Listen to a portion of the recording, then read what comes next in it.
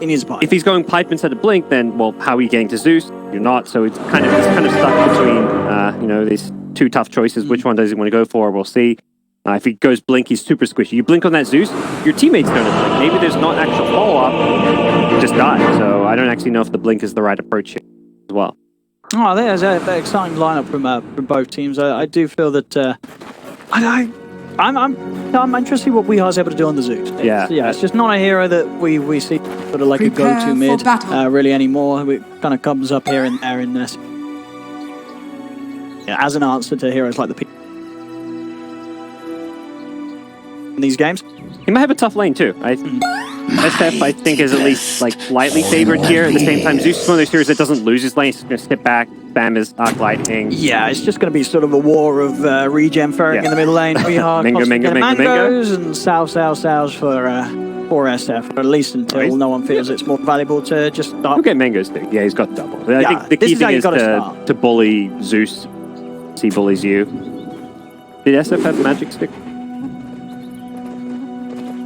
No, but you're absolutely right, because you know with this way that SF's play nowadays, with the Rays, bring the mangoes to lane, you shove in the wave, you get level 2 before your opponent, and with the level 2, he can start building up those souls, and if he can sort of keep the balance and regen nicely, he's going to be able to mess with Weehar's CS quite a bit.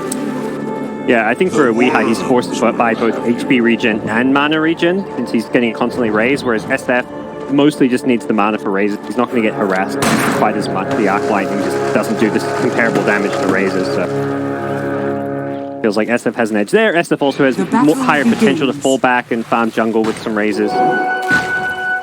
The bounty rune trades down. Nice. 2 trade. Doesn't the lane set up this game? Yeah, nothing crazy. I think this is expected lanes for the most part. Perhaps Treant playing safe lane, whereas last game we saw him try off lane. I think, well, he's got no trees here. Solo on the Treant. Zayats.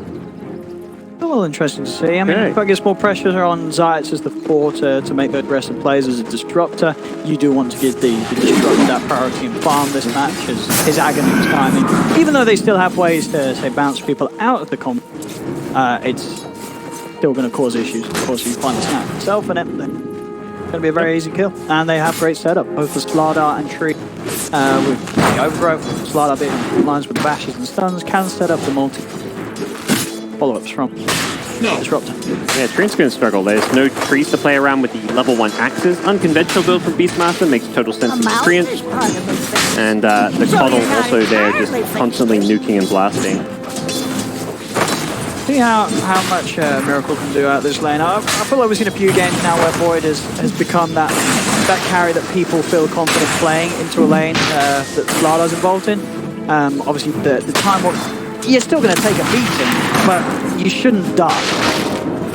As long as you play it in a way. With a bounty rune, SF gets 2 bounty runes for bottle refills. Isn't even going back to lane. Level 3 lightning bolt takes away almost half his health, so he's just as happy to go and farm some jungle. He'll probably come back to lane just to like double nuke a wave and run away, but he does not really feel great about playing mid again.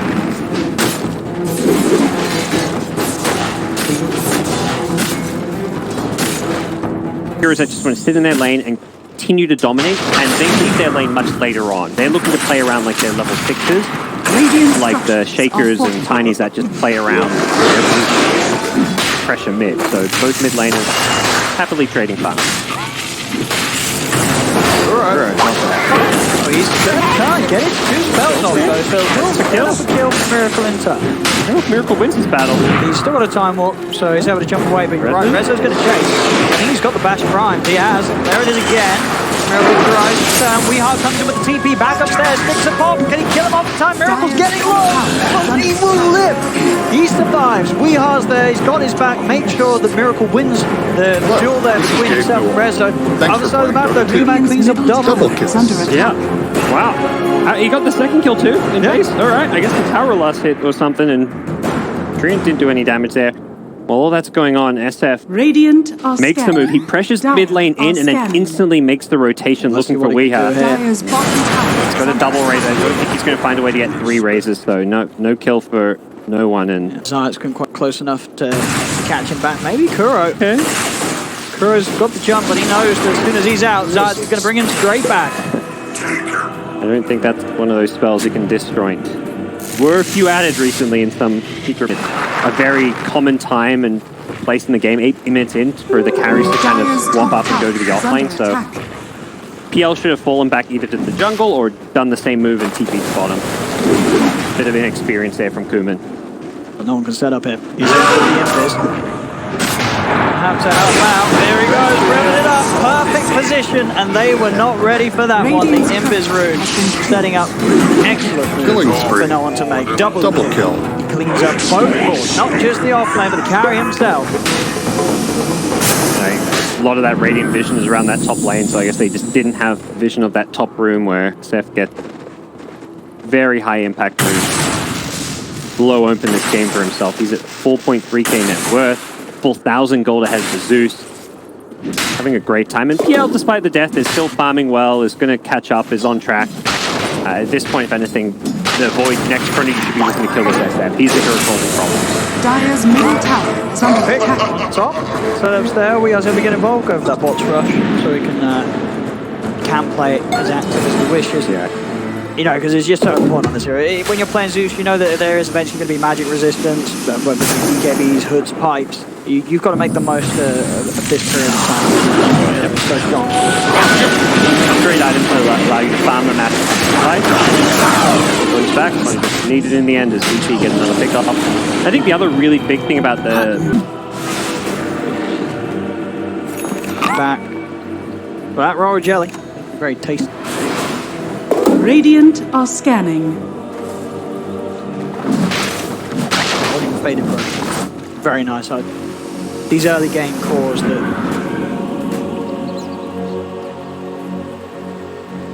pretty much nearly a whole set of raises. Usually have an Dire's attack. top tower is under attack. Down bottom. Royal flavor. I don't know what it would taste. Hey, that looks great. Are scanning.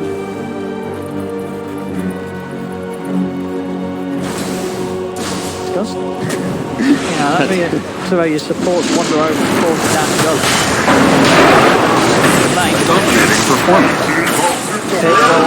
That's always priority number one. Here's the combo. The damage evasion with this goal. It is that strong. It really is. No one doesn't manage to get a record on the time. Lilla push, he had the double there, but Miracle just slightly off. It's fine. You know, if anything, you want to make sure you get the SF. Sure, Reza would have been a nice bonus, but the SF's Both teams losing their mid lane. I mean, DP's game plan, anytime Zeus is in a position where they can cap top lane now, recognizing, yeah, playing around this bottom side of the map, you've got a ward there to protect you, you can farm these enemy angles. Feels pretty nice at the same time. Kuro looking to take away some of that vision control and force the PL out of this jungle. Zeus is so hard to You wish I never stooped to... quick move. Heart. Game have great impact around any sort of lane that they show. He's ready to turn up and turn things around. Got half of VP to load kills for him and play against Beastmaster before. There's a lot of things to go through his BKB that can be problematic. Here we go. Miracle. He's found the setup. He does have the hood, so he's stuck at that damage. It doesn't feel like he has a hood at all because it's just too much. It is just too much. No amount of magic resistance will save you from that setup. Chronosphere plus these heroes, guaranteed kill. But honestly, most parts of the game, I feel. What's that? Not fun for anyone who's playing against him. He's making sure he's always there. Not the positioning is too hard on a hero that has pretty much a global ultimate. The combo's working. It's working nice. They've got to keep it going. DP's got forward, shoot the farm very well. Top lane. There's the setup of the raw. No one's inside. Break things up with the record. We'll push them back, but they've already lost Dire. They should get mind control here. No one's able to chase them down. One right click and push them over the edge. They get the trade. No one continues to be able to get involved as he is. Further right is being picked up. Imclaw found for Miracle. I imagine he will take that for sure. Yeah, I want to let that into the hands of anyone else. So, Imclaw and a Royal Jelly, that's sort of the recipe for perhaps. Now, Yeah, the Nether Scrolls he's got in his stash. He's going to get it out there. I feel like his that could team be the told him, like, because he's the one who found it, and then he sent it back to the neutral stash. Someone saying these teams like, you should use that. Sounds really good on you. Definitely. Now they have got the means to make sure that they do not lose their PL credits. Yeah. Particularly when like the alternative he has is in like the Ring of Aquila or something. Maybe you feel like, oh, I kind of want that, but it's just got the vampire. Chrono again. But he's very hesitant on the usage of it. Now the Snapfire coming into place. He does still have it. Kuman is trying to fake the illusion. The living arm is a bit of a giveaway. It kind of worked, right? They were confused. Miracle did not want to chrono that. Yeah. I mean, it worked. The bait, he was concerned it was an illusion. He didn't want to end up with red. No. With a. So he just didn't use the chrono. It's under attack. And that's sort of playing out. They're going Roach. Chrono's up. Like, well, Chrono's up, but they don't have the Mortimus, which is. It's a big part. Almost a bigger deal. Like you're more likely to contest it with Snapfire ult than Void Ultimate. But at the same time, BP a little cautious. Even with the Corrosive Haze and the minus stamina to bring it down quickly, they are respecting the team fight. Also, Beastmaster gives good vision here. It's not easy.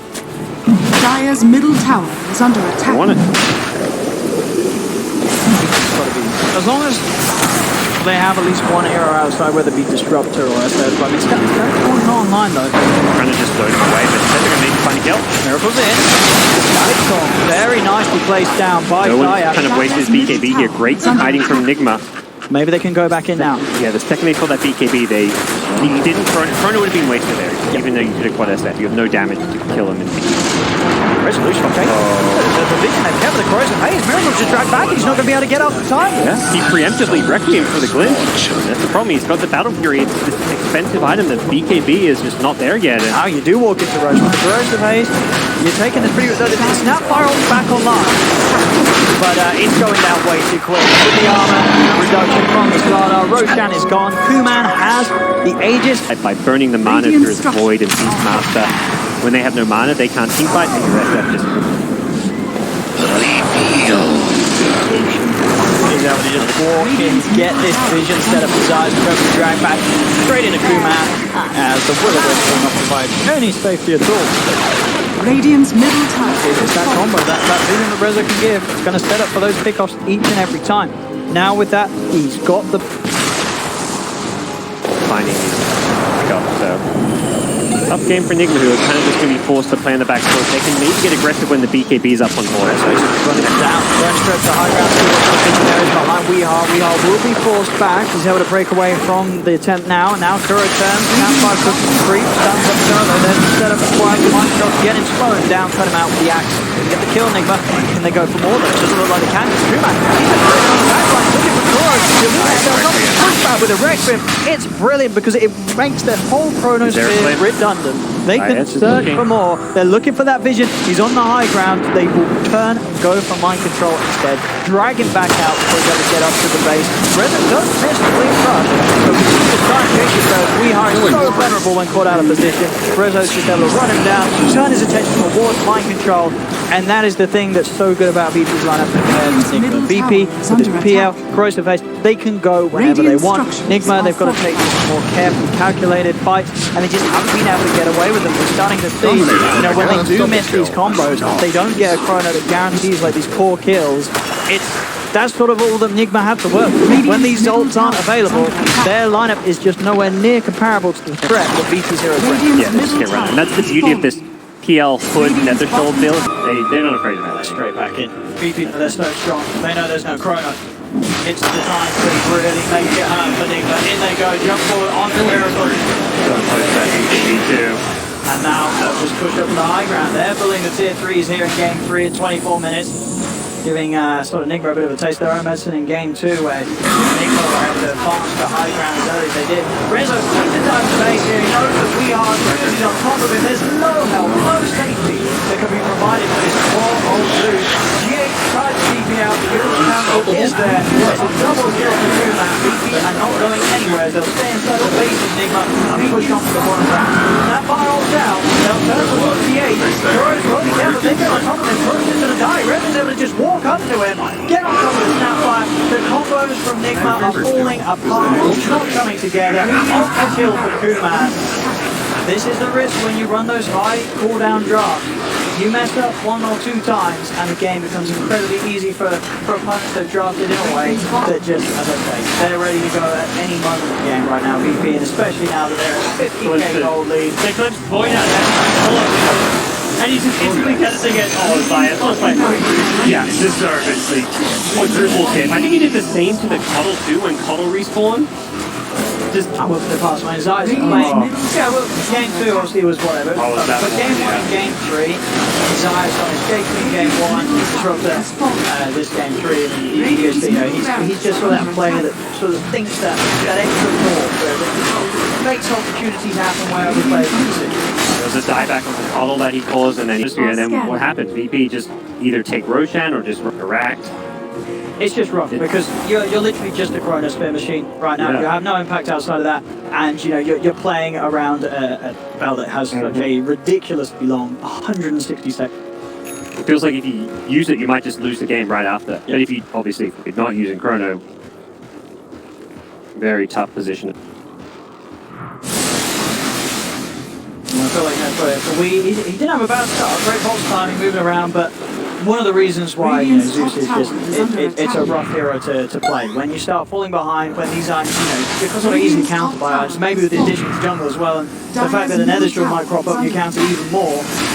And against cores, it's just the PL and Slaughter that get on top of these. Miracle's looking for this one, but there's the jump in already.